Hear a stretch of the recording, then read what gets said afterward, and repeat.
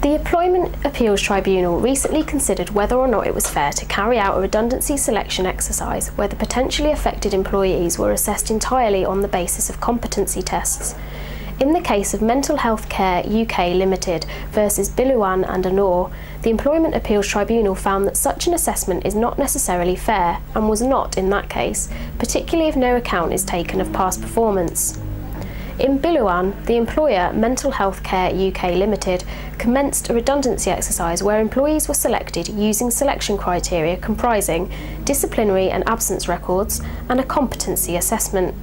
As it turned out, in the vast majority of cases, it was the competency score which was the decisive factor.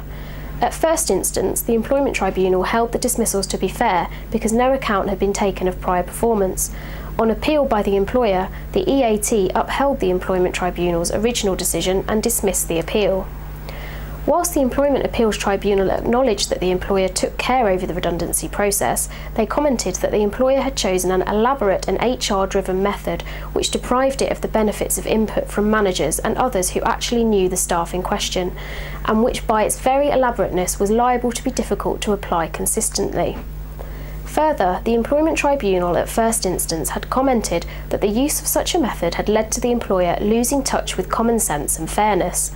The Employment Appeals Tribunal clearly had sympathy with the employer in this case and acknowledged the employer's attempt to remove any element of subjectivity from the redundancy selection process.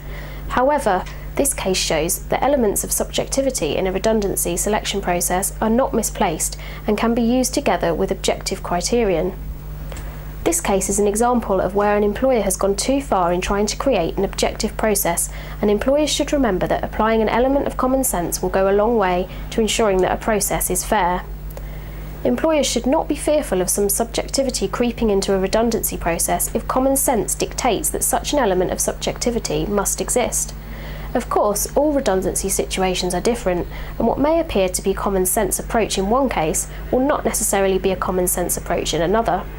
Employers should therefore approach redundancy selections by having regard to their individual circumstances to consider how best to adopt a fair procedure.